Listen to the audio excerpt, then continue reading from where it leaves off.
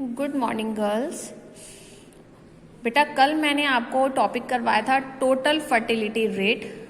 आज हम इसका नेक्स्ट टॉपिक करेंगे मेजरमेंट ऑफ पॉपुलेशन ग्रोथ। ठीक है, चलो इसमें हमें बेसिकली क्या पढ़ना है, हमें मेजरमेंट पढ़नी है अपने पॉपुलेशन ग्रोथ की। ठीक है, चलिए देखिए, having obtained the measure of mortality and fertility, our next objective is to find out if the given population has a tendency to increase, decrease or remain stable। हमें इसमें क्या फाइंड आउट करना है कि जो हमारी गिवन पॉपुलेशन है क्या उसकी टेंडेंसी इंक्रीज है, डिक्रीज है या फिर वो रिमेन स्टेबल है। So fertility rates are inadequate to give us any idea about the rate of population growth since they ignore the sex of the newly born children and their mortality. वो बोल रहे हैं कि जो हमारे पास fertility rate होता है उसमें बेसिकली क्या होता है, जो रेट ऑफ पॉपुलेशन ग्रोथ है वो क्या करते हैं, इग्नोर कर देते हैं। मतलब जो हम रेट निकालते हैं ना पॉपुलेशन ग्रोथ की, उसमें वो बेसिकली क्या करते हैं, वो इग्नोर करते हैं। क्या चीज इग्नोर करते हैं, जो न्यूली बॉर्न बेबीज होते हैं ना उनका सेक्स को इग्नोर कर देते हैं। यानी कि जो न्यूली बॉर्न बेबीज है वो गर्ल है या बॉय है, ठीक है, और उनकी मोर्टेलिटी यानी कि उनकी जो डेथ रेट होती है, ठीक है, न्यूबॉर्न बेबीज को भी, तो उनकी वो क्या करते हैं, उस सब चीज़ों को इग्नोर कर देते हैं। एक तो उनका सेक्स वाला जो इशू है वो इग्नोर करते थे और उनकी मोर्टेलिटी को वो इग्नोर कर देते हैं। तो जो भी वो रेट निकालते हैं पॉपुलेशन ग्रोथ का, तो वो बेसिकली उसमें ये सब चीज़ें क्या होती हैं, missing. So obviously the population increase through female birth. तो बेसिकली जो पॉपुलेशन हमारी इंक्रीज होती है वो किस वजह से इंक्रीज हो रही है, क्योंकि हमारी फीमेल बर्ड्स होती हैं। So if a majority of birds are those of girls, कि अगर मेजोरिटी है बर्ड्स की किनकी, गर्ल्स में, so the population is bound to increase while it will have a downward trend if the majority of birds are boys. तो वो बोल रहे हैं कि जो हमारा पॉपुलेशन है वो एक बार बाउंड हो जाता है इंक्रीज के लिए, व्हाइल अगर हमारे पास वो डाउनवर्ड ट्रेंड में जाता है कब, अगर मेजोरिटी हमारी कहाँ जाती है, बॉयज की तरफ। तो उन्होंने हमें कंडीशन बता दी कि अगर मेजोरिटी गर्ल्स के बॉन्ड की तरफ जाती है तो इंक्रीज कर जाता है, बॉयज की तरफ जाता है तो वो डाउनवर्ड की तरफ चल जाता है। तो similarly if we ignore the mortality of the newly born children, we cannot form a correct idea of the rate of the growth of the population। तो वो बोल रहे हैं कि अगर बेसिकली अगर हमने इग्नोर ही कर दिया डेथ रेट को न्यूली बॉर्न चिल्ड्रन के, तो ऑब्वियसली जो हमारा करेक्ट आइडिया होगा ग्रोथ ऑफ द पॉपुलेशन का वो तो हमारा नहीं होगा, वो एक्यूरेट ही नहीं होगा। So since it is possible that a number of female children may die before reaching the reproductive age, कि वो कह रहे हैं जो नंबर ऑफ फीमेल चिल्ड्रन हैं वो डाई हो जाते हैं अपने रिप्रोडक्टिव एज तक पहुंचने से पहले। और रिप्रोडक्टिव एज कल मैंने आपको बताई थी ना, क्या थी, 14 to 59।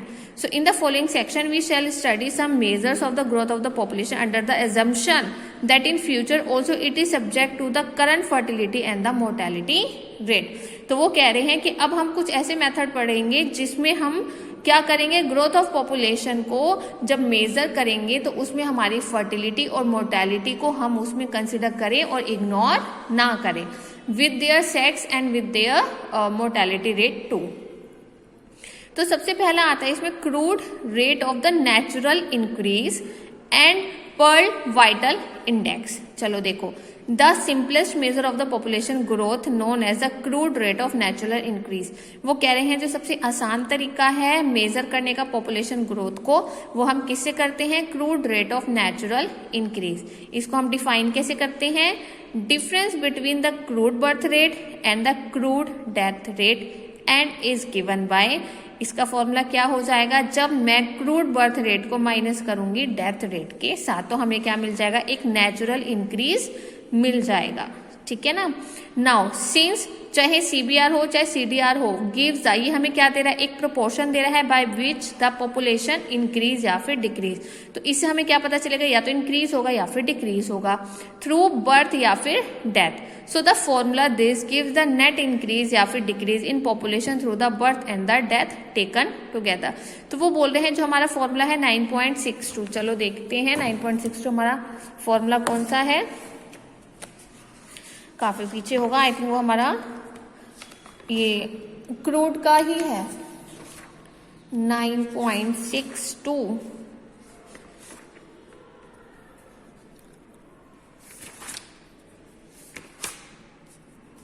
ये एक्चुअली मैंने खुद से ही पहले नहीं देख के रखा, तो मुझे खुद अब ये ढूंढना पड़ रहा है।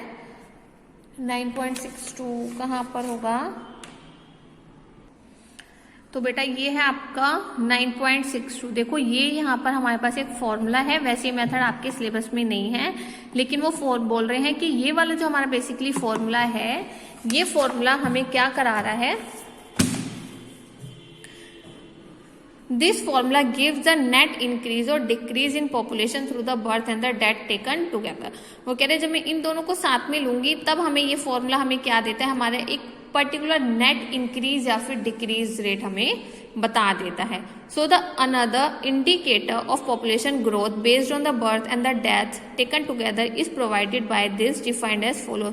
वो बोल रहे हैं कि अगर मैं पॉपुलेशन ग्रोथ को बेस्ड करती हूँ बर्थ और डेथ पे, अगर मैं इन दोनों को साथ में ही लेकर चलना चाहती हूँ, तो ये दोनों को साथ में लेने मतलब बर्थ को और डेथ को टुगेदर अगर आपको लेकर चलना है, तो हम कौन से फॉर्मूले से इनको डिफाइन कर पाएंगे? Pearl's vital index. और फॉर्मूला क्या होगा? Number of birth in the given period, number of death in the given period into 100। So हमने यहाँ पे क्या किया? Dividing numerator and denominator in this, यानी कि 9.90 इस वाले फॉर्मूले में, by the population PT in the given period T. So we get Pearl's vital index equals to CBR upon CDR into 100, क्योंकि यहाँ पे हमारा बर्थ रेट आ जाएगा और यहाँ पे हमारा क्या आ जाएगा बेटा? डेथ रेट आ जाएगा। ठीक है, इसके बाद आपका यहाँ पे एक रिमार्क आता है, रिमार्क देख लेते हैं। देखो, both these measure are simple and easy to calculate. Pearl's index is regarding as a fairly reliable statistical constant reflecting the net biological status of the population as a whole. So the vital index may be equals to 100, less than 100 और greater than 100। तो वो basically हमें बोल रहे हैं कि वो easy है, आप आसानी से उसको कैलकुलेट कर सकते हो। और जो हमारा पर्ल इंडेक्स है वो बेसिकली हमें क्या बता रहा है? एक हमारा स्टैटिस्टिकल कांस्टेंट बता रहा है जो रिफ्लेक्ट करता है हमारा नेट बायोलॉजिकल स्टेटस को। सो द वाइटल इंडेक्स क्या हो सकता है? या तो 100 के इक्वल हो सकता है, या लेस देन हो सकता है, या ग्रेटर देन हो सकता है। So if the value of the vital index is equals to 100, so it indicates the stagnation in the population growth. अगर वो ग्रेटर देन हो सकता है तो वो हमें क्या बता रहा है? Good medical care. और अगर if it is then 100 then the population is not holding its on. तो उन्होंने हमें तीनों की कंडीशन बता दी। अगर लेस देन होगा तो क्या होगा? इक्वल टू 100 होगा, क्या होगा? ग्रेटर देन होगा तो क्या कंडीशन होगी? सेकंड में हमें बोला the vital index merely gives a measure where birth exceed death or not. It certainly fails to give us any idea about the trend in the population growth. Basically यहाँ पे हमें क्या पता चल रहा है? एक ट्रेंड पता चल रही है हमें पॉपुलेशन ग्रोथ की। सो वो बेसिकली पॉपुलेशन ग्रोथ में हम एक ये आइडिया लगाते हैं कि बेसिकली हमारे पूरे ऑल ओवर कंट्री में या इंडिया में कितनी पॉपुलेशन ग्रोथ हो रही है। तो हमारे पास जो वाइटल इंडेक्स है वो बेसिकली क्या हो जाता है? फेल हो जाता है हमें ये बताने के लिए कि पॉपुलेशन ग्रोथ में क्या ट्रेंड चल रही है। So it does not tell us anything whether population has a tendency to increase और वेदर इट इज डिक्रीज। तो ये हमें कुछ भी नहीं बताता, तो ये एक इसका ड्रॉबैक है। So both these measure suffer from the drawback of CBR and CDR and such are not suitable for comparative studies. देखो, आपको जब मैंने CBR और CDR पढ़ाया था तो तब भी मैंने आपको इसका ड्रॉबैक बताया था कि इसमें हर एक चीज का टोटल चलता है, टोटल पॉपुलेशन चलती है। टोटल पॉपुलेशन में बहुत बार ऐसा होता है कि वो हमारे न्यूली बोर्न बेबीज को भी कंसिडर नहीं करते हैं और काफी चीजों को, सेक्स रेशो को भी कंसिडर नहीं करते हैं। तो इसमें बस एक हमारा ओवरऑल आइडिया लगता है जो कि कभी कभार एक्यूरेट भी नहीं होता। तो इसकी वजह से, इन दोनों की वजह से, इनके ड्रॉबैक की वजह से हमारे इन फॉर्मूलाज में भी प्रॉब्लम होती है। इसलिए ये जो हमारा वाइटल इंडेक्स वाला फॉर्मूला वो भी एक्यूरेट नहीं होगा ना, क्योंकि फॉर्मूला में तो हमने यहाँ पर भी CBR और CDR लिया है। तो इसलिए जब यही हमारे बिल्कुल ड्रॉबैक में चल रहे हैं तो वाइटल इंडेक्स भी हमारा ड्रॉबैक में डेफिनेटली होगा ही होगा। बेटा एक ही यहाँ पर इन्होंने टेबल हमें दी हुई है जिसमें इन्होंने ईयर के अकॉर्डिंगली हमें CBR, CDR और एक वाइटल इंडेक्स का एक चार्ट बना के दिया है। ठीक है ना, with their using formulas and in this they हमें year wise birth rate, death rate and the natural growth rate का टेबल बनाया हुआ है। ये बस जस्ट आप एक बार देख लीजिएगा। ठीक है, चलिए इसके बाद आता है ग्रोस रिप्रोडक्शन रेट। ये क्या होता है? ये बहुत इंपॉर्टेंट है बेटा, ये जरूर करना है और ये most of the time exams में आता है। ठीक है, चलिए इसका ना लॉजिक भी बड़ा अच्छा है। जो इसमें इन्होंने यूज किया हुआ है वो बड़ा अच्छा है, आपको इंटरेस्टिंग लगेगा। In order to have a better idea about the rate of the population growth, in addition to the age and the sex composition of the population, we must take into the account the sex of the newborn children, since it is ultimately the female births who are potential future mothers and result in an increase in the population। अच्छा देखो, ये इसमें बोल रहे हैं कि अगर हमें एक बेटर आइडिया चाहिए रेट ऑफ पॉपुलेशन ग्रोथ का, तो हम क्या करेंगे, इसमें एज और सेक्स को डिफाइन करेंगे, ठीक है। दूसरा, हम यहाँ पे sex of the newborn children को भी डिफाइन करेंगे, जिसमें हमें अल्टीमेटली ये पता होना चाहिए कि जो फीमेल बर्ड्स हैं उनमें ज़्यादा पोटेंशियल होती है फ्यूचर मदर्स के लिए। अब आप ये देखो ना कि अगर हम न्यूबॉर्न बेबीज का जो रेशो होगा वो भी कंसिडर करेंगे, तो वो बोले कि अगर न्यूबॉर्न बेबीज में फीमेल की बर्थ ज़्यादा होगी तो इसका मतलब पॉपुलेशन इंक्रीज होगा। क्यों? क्योंकि जितनी ज़्यादा फीमेल्स होंगी फिर वो इन द फ्यूचर आगे आने वाले टाइम में वो भी क्या करेंगी, किसी और बेबी को मतलब बर्थ दे सकती हैं। तो जितनी ज़्यादा फीमेल्स का बर्थ होगा उतना ज़्यादा ही आगे एक हमारी चेन बनती रहेगी। समझ आ रही है ना मेरी बात? कि अगर जैसे मान लीजिए कोई एक बेबी बोर्न होती है, गर्ल बेबी बोर्न होती है, तो इन द फ्यूचर वो और किसी बेबी को बॉर्न करने की कैपेसिटी रखती है, तो इसका मतलब इसमें पॉपुलेशन में क्या आ रही है, इंक्रीमेंट आ रही है। सो वो हमें कह रहे हैं potential future mother result in an increase in the population. So the gross reproduction rate is a step in this direction and defined as the sum of the age specific fertility rate calculated from female birth for each year of the reproductive period.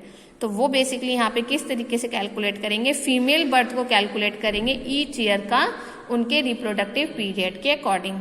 So if अगर मैं ये लेती हूँ FPX, ये हमारा क्या define करा है, number of female births to the women of age X during the given period in the given region. तो इसका फॉर्मूला बेसिकली हमारा क्या बन जाएगा, ग्रोस रिप्रोडक्शन रेट का के FPX divided by the FPX into के, समीशन λ1 से λ2, λ1 से λ2 क्या होगा हमारा reproductive period 40 into 59, sorry 40 into 59 था, 49 था, आई थिंक 59 था ना। चलो जो भी था मैंने आपको बताया था ना, λ1 और λ2 ये वही अपर लिमिट और लोअर लिमिट है हमारी रिप्रोडक्टिव पीरियड की। तो ये आपका फॉर्मूला हो गया for the gross reproductive rate. इसको आप FIX भी लिख सकते हो, ठीक है, क्लियर है बेटा। चलिए इसके बाद नेक्स्ट टॉपिक है, सॉरी नेक्स्ट टॉपिक नहीं है, अभी तो ये कंटिन्यू ही हो रहा है। सो वेयर FIX हमारे पास क्या है, FBX divided by the FPX into 100। So this is term as the female age specific fertility rate where K is 1000 which is more precisely formula gives the female gross reproduction rate. तो basically ये जो हमारा formula है, कौन सा formula बेटा, this one, ये हमें बेसिकली क्या बताएगा, हमारा फीमेल ग्रोस रिप्रोडक्शन रेट, ठीक है। Now gross reproduction rate is thus a modified form of the total fertility rate and gives the number of females expected to be born to K newly born daughters. देखो वो हमें यहाँ पे कह रहा है कि जो हमारा ग्रोस रिप्रोडक्शन रेट है वो बेसिकली क्या मॉडिफाइड कर रहा है, हमारे टोटल फर्टिलिटी रेट को, और जो हमें क्या दे रहा है, number of females expected to be born to K newly born daughters, कि जो हमारे नंबर ऑफ फीमेल्स हैं वो क्या एक्सपेक्टेड कर रहे हैं, जो भी न्यू बोर्न बेबीज होंगी वो हमारी डॉटर्स होनी चाहिए। क्या कंडीशन है, if none of them is subject to risk of mortality till attaining the age λ2, कि जो मदर्स होंगी जिन्होंने न्यूली बोर्न बेबीज को बर्थ देना है वो कोई भी रिस्क में ना हो मोर्टेलिटी के, यानी कि डेथ रेट के, जब तक उनकी एज λ2 तक नहीं पहुंचती। All of them experience throughout the reproductive period, so the current level of fertility as represented by FIX। तो जितने भी हैं सब all of the experienced हैं reproductive period के। सो जो हमारा current level है fertility का वो हमारा किस तरीके से represent कराया जाएगा, FIX के साथ। सो इन अदर वर्ड्स GRR यानी कि ग्रोस रिप्रोडक्शन रेट हमें क्या बता रहा है, the rate at which mothers would be replaced by the daughters and the old generation by the new under the above two assumption.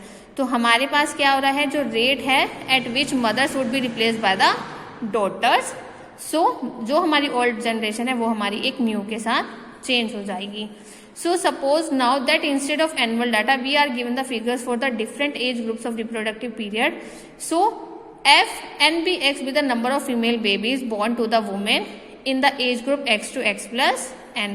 तो हमारा इसका फॉर्मूला क्या बन जाएगा, N into NBX NPX for the females into K, और इसको हम कैसे रिप्रेजेंट करा सकते हैं, N into NIX। So this is the age specific rate for the age group from X to X plus N based on the female birth।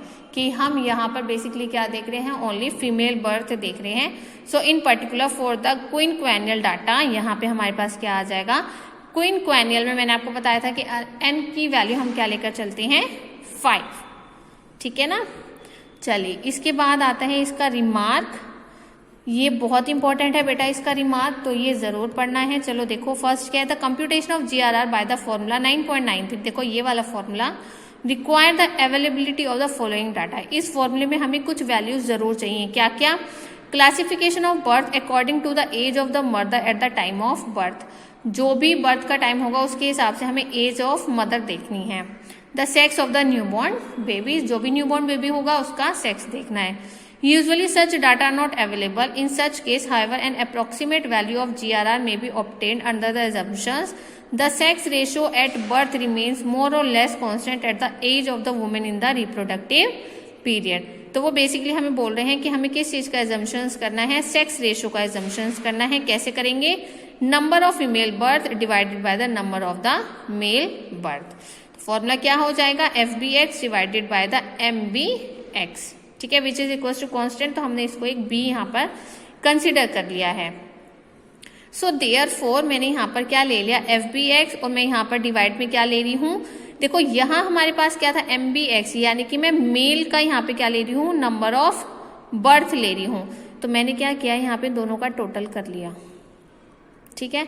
क्यों किया है ये आगे बताऊंगी। मैंने यहाँ पे क्या किया, दोनों का टोटल, इसको मैंने क्या कंसिडर किया था, B, और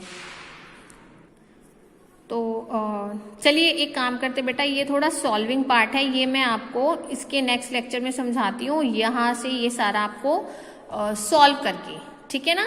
तो अभी फिलहाल हम ये रिमार्क से स्किप करते हैं। मैं ये रिमार्क नेक्स्ट लेक्चर में फिर दोबारा से आपको यहीं से स्टार्ट कराऊंगी by solving all these part, ठीक है। तो अभी फिलहाल आपको क्या पढ़ना है, GRR यानी कि ग्रोस रिप्रोडक्शन रेट तक आपको इसकी थ्योरी पढ़नी है।